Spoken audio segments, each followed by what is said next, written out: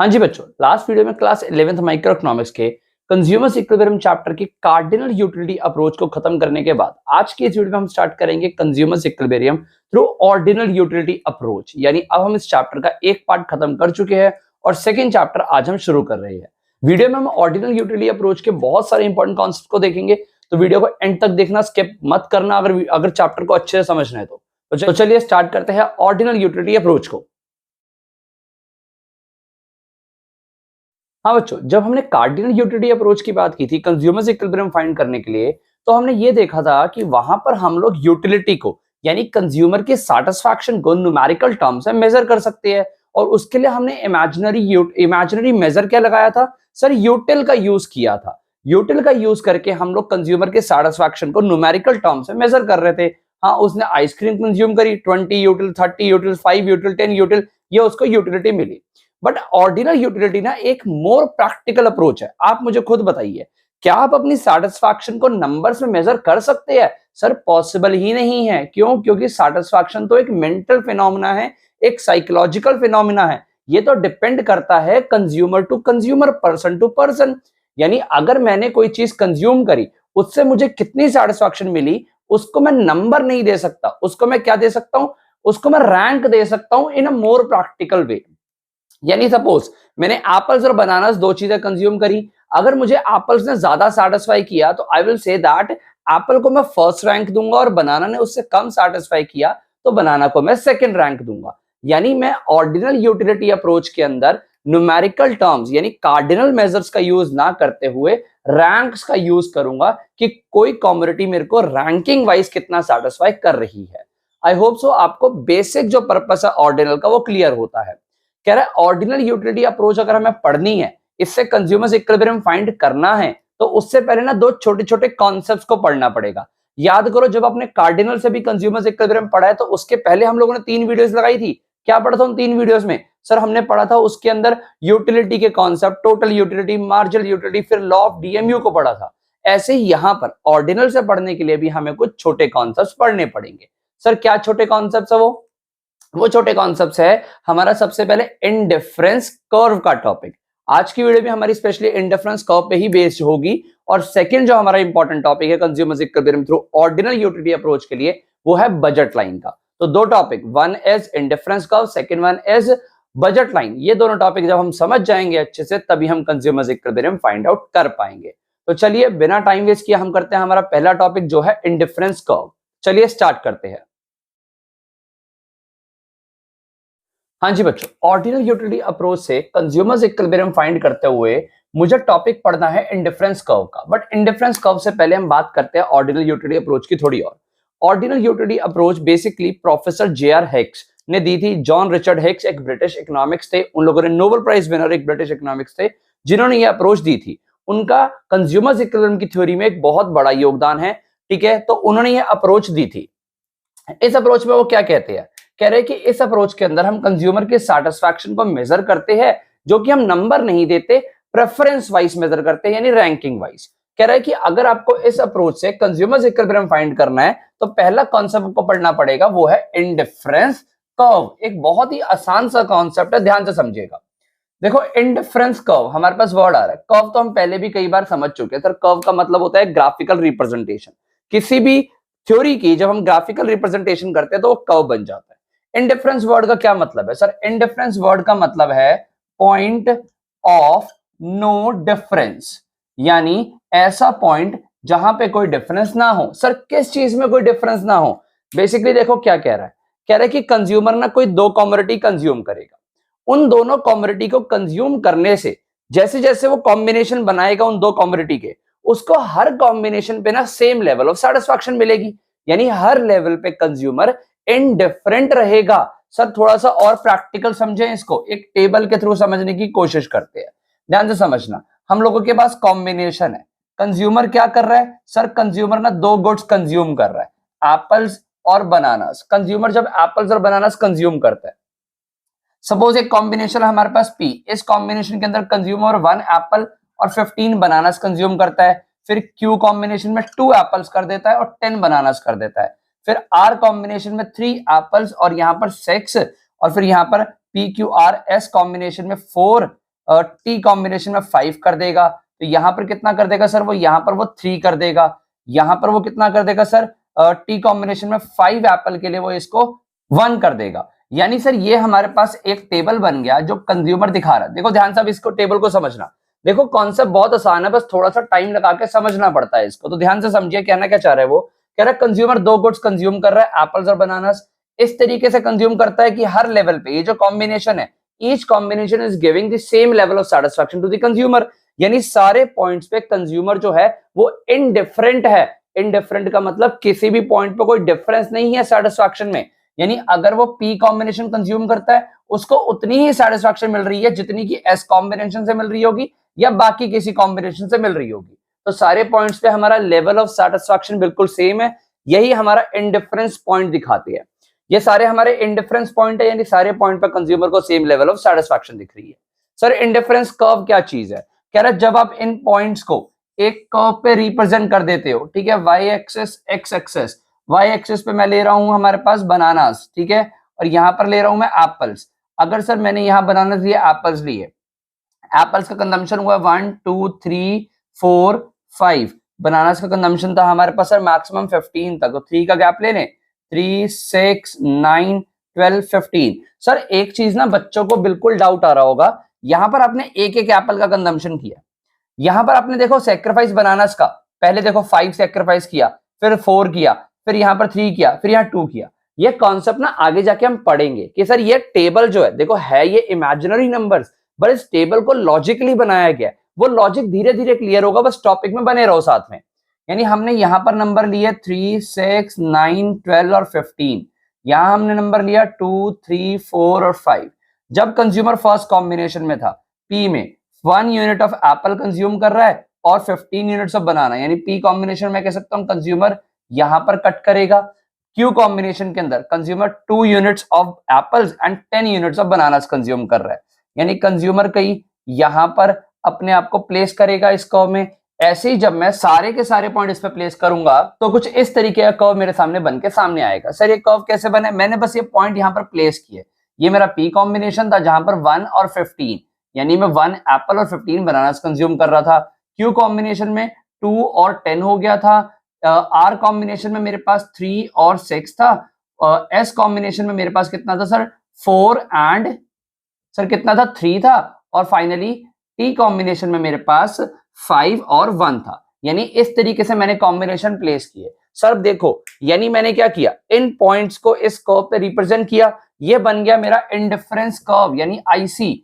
इसको मैं एक तरीके से इंडिफरेंस कर्व, ये इंडिफरेंस कर्व मैं बोल सकता हूं इसको। ध्यान से देखो, यानी मैं क्या ना क्या चाह रहा हूं, इस कर्व के ऊपर जो पॉइंट रिप्रेजेंट हुए ये वाले पॉइंट कंज्यूमर को सेम लेवल ऑफ सेटिस्फैक्शन दे रहे हैं। चाहे कंज्यूमर इनमें से कोई भी पॉइंट पे लाई करे, सारे के सारे पॉइंट कंज्यूमर को same level of satisfaction provide कर रहे हैं।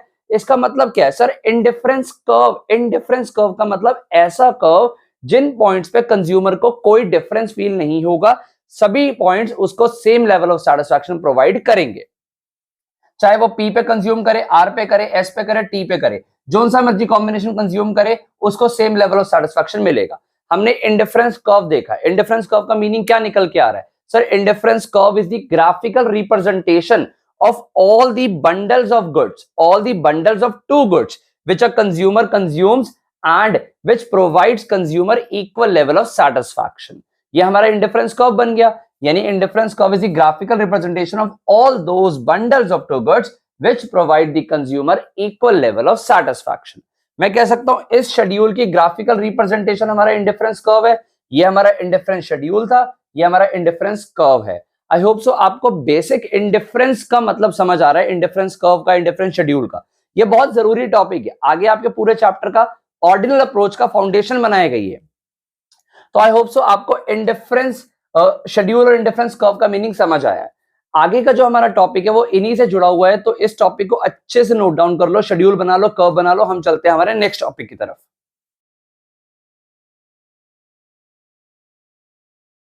हाँ बच्चों, जो हमारा नेक्स्ट टॉपिक है वो एक छोटा सा टॉपिक, मोनोटोनिक प्रेफरेंस।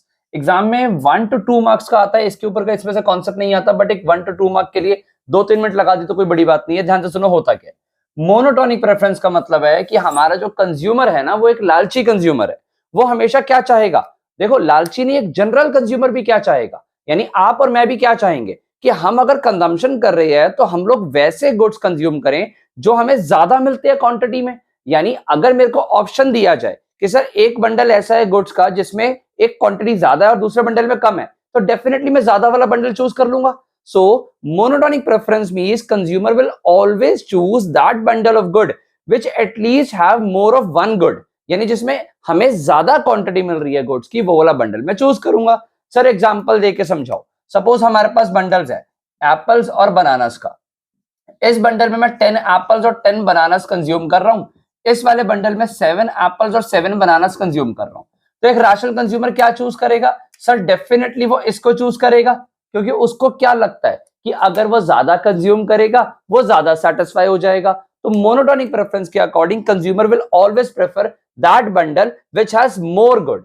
सर एक और एग्जांपल हमारे पास है एप्पल्स और बनानास का बंडल। फिर से देखो यानी ए बंडल था, बी बंडल है, यहां पर भी हमारे पास है। इसके अंदर 10 एप्पल्स 9 बनानास है, यहां पर हमारे पास 9 एप्पल्स और 9 ही बनानास है। तो कंज्यूमर क्या चूज करेगा? सर अभी भी कंज्यूमर इस वाले बंडल को चूज करेगा। क्यों? क्योंकि इसमें एटलीस्ट ऑफ वन गुड, ये देखो एप्पल हमें ज्यादा मिल रही है, तो कंज्यूमर विल थिंक कि अगर मैं इसको कंज्यूम करूंगा तो मैं ज्यादा सेटिस्फाई हो जाऊंगा। तो ये कॉन्सेप्ट हमारा मोनोटोनिक प्रेफरेंस का था, और मानना पड़ेगा ये चीज कि हमारा जो कंज्यूमर है वो always behave in this manner only, कि वो वाला बंडल चूज करेगा जिससे उसको ज्यादा सेटिस्फैक्शन मिलती है। ये एक छोटा सा कॉन्सेप्ट था मोनोटोनिक प्रेफरेंस का। डेफिनेशन आपको आपकी स्क्रीन पे दिख रही है। इंपॉर्टेंट कॉन्सेप्ट है 1 to 2 मार्क के लिए, ठीक है, एमसीक्यूज इसमें से बन जाते हैं। चलिए मूव करते हैं हमारे नेक्स्ट टॉपिक पे, जो है इंडिफरेंस मैप का टॉपिक। तो चलिए देखते हैं। हाँ बच्चों, जो हमारा नेक्स्ट टॉपिक है वो है इंडिफरेंस मैप। सर क्या कहता है टॉपिक? देखो इंडिफरेंस मैप बेसिकली होता क्या है? सर ये ना एक फैमिली है। सर फैमिली है? हाँ फैमिली है। व्हाट? सर फैमिली है ऑफ इंडिफरेंस कर्व्स।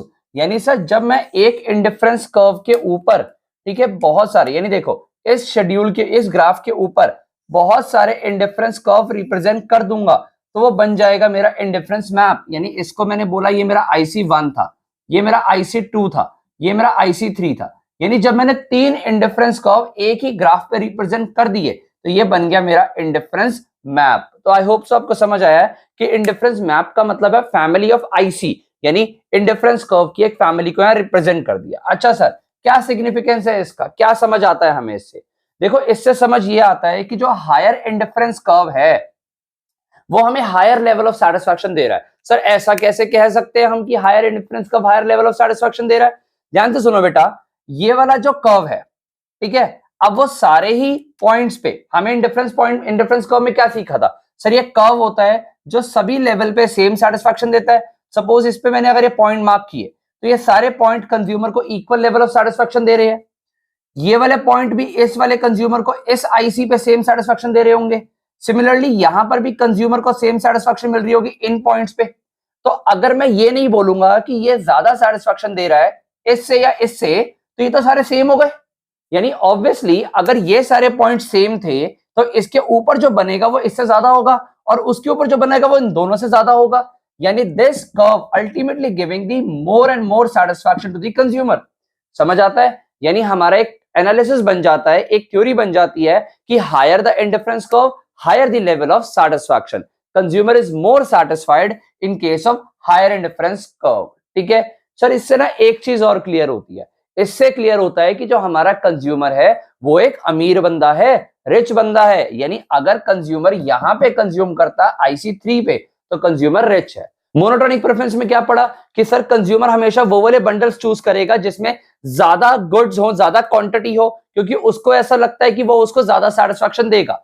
तो अगर वो ये चूज करेगा, यहां पर ज्यादा गुड्स रहे होंगे तभी तो ये इसके ऊपर बना है। सर फिर ये वाले गुड्स अफोर्ड करने के लिए पैसा भी तो ज्यादा चाहिए, क्योंकि हर कंज्यूमर क्या चाहता है, हम अपनी सेटिस्फैक्शन को मैक्सिमम करें। तो अगर वो यहां पर तो रहना ही नहीं चाहता ना, वो तो यहां रहना चाहता है, और यहां पर तभी रह सकता है जब पैसा हो। यानी यहां पर जो कंज्यूमर रह रहा है वो अमीर है, वो कंज्यूमर की इनकम लेवल को हाई दिखा रहा है, तभी वो इस वाले लेवल पे लाइक कर पा रहा है। तो हमने कॉन्सेप्ट पढ़ा सर इंडिफरेंस कर्व का, हमने कॉन्सेप्ट पढ़ा मोनोटोनिक प्रेफरेंस का, हमने कॉन्सेप्ट पढ़ा इंडिफरेंस मैप का। सर कुछ अजम्पशंस देखो कि हमारे ना इंडिफरेंस कर्व को समझने के लिए ना कुछ अजम्पशंस लगानी पड़ेगी। पहली assumption, हम मान के चल रहे हैं कि हम लोग सिर्फ 2 गुड्स कंज्यूम कर रहे हैं, which is apples and bananas, यानी हम लोग गुड 1 गुड 2 2 गुड्स को अज्यूम करके चल रहे हैं। प्रैक्टिकल लाइफ में तो कंज्यूमर बहुत सारे गुड कंज्यूम करता है, पर हमारे एनालिसिस के लिए वी आर अज्यूमिंग दैट कि consumer is consuming only 2 goods.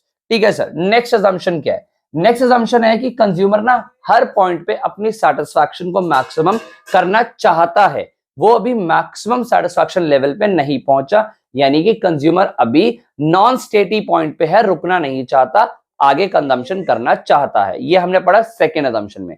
First assumption consumption of only 2 goods, second assumption कि कंज्यूमर अभी हायर यानी कंज्यूमर अभी इक्विलिब्रियम पॉइंट पे नहीं पहुंचा। थर्ड assumption कि हम लोग ना ऑर्डिनल मेजर का यूज कर रहे हैं, यानी रैंकिंग दे रहे हैं गुड्स को और कार्डिनल मेजर्स का यूज करके यूटिल्स में यानी नंबर्स में अपनी यूटिलिटी को नहीं नाप रहे। ये थर्ड assumption है। सर फोर्थ assumption क्या हो सकती है? फोर्थ assumption है हमारा जो कंज्यूमर है वो एक रैशनल कंज्यूमर है, यानी हमारा जो कंज्यूमर है वो एक नॉर्मल कंज्यूमर है, वो हमेशा चाहता है कि मैं अपनी सेटिस्फैक्शन को मैक्सिमम करूं, यानी वो ऐसा कंज्यूमर नहीं है कि सिर्फ और सिर्फ बनाना से उसको सेटिस्फैक्शन मिलता है, एप्पल से नहीं मिलता, या सिर्फ और सिर्फ एप्पल से मिलता, बनाना से नहीं मिलता। कंज्यूमर दोनों गुड्स के कंजम्पशन से अपना लेवल ऑफ सेटिस्फैक्शन हाई करना चाहता है, ये हम मान के चल रहे हैं। तो ये कुछ assumptions थी, एक दो assumptions और है जो आगे के कॉन्सेप्ट्स करने के बाद ही क्लियर होंगी। तो आज सर हमने आज की वीडियो में क्या क्या देखा? सर हमने सबसे पहले इंडिफरेंस कर्व देखा, इंडिफरेंस कर्व के बाद मोनोटोनिक प्रेफरेंस, फिर इंडिफरेंस मैप देखा, फिर कुछ assumptions जो बहुत ही ज्यादा आसान सी हैं, एग्जाम के लिए ज्यादा खास नहीं बनती, बट हाँ आपको पता होना चाहिए। assumptions देखी हमने। अब हमारे इस टॉपिक में क्या क्या रह गया? देखो कुछ कॉन्सेप्ट अभी बाकी हैं जो हमारे चैप्टर को समझने के लिए जरूरी है। नेक्स्ट वीडियो में हम उन कॉन्सेप्ट्स को आगे बढ़ाएंगे। इतने कॉन्सेप्ट अच्छे से रिवाइज करो, कोई भी डाउट आता है नीचे कमेंट सेक्शन का यूज करो। वीडियो तुम लोगों ने लाइक कर रखी है, दोस्तों के साथ शेयर करना मत भूलो। मैं तुम्हें मिलूंगा अपनी नेक्स्ट वीडियो में। Thank you.